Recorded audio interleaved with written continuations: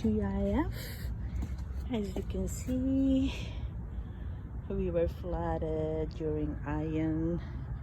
The creek went up and it left so much sand, and in fact this area was filled with sand. My planters right now, as you can see, is buried in sand, and I'm trying to retrieve it, painstakingly trying to remove the sand, painstakingly trying to little by little.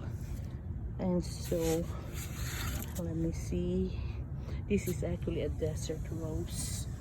So my desert rose is buried in sand, and I'm trying to dig out the sand so I can remove the planter and see if I can still save it. All right, happy gardening. Have a great day.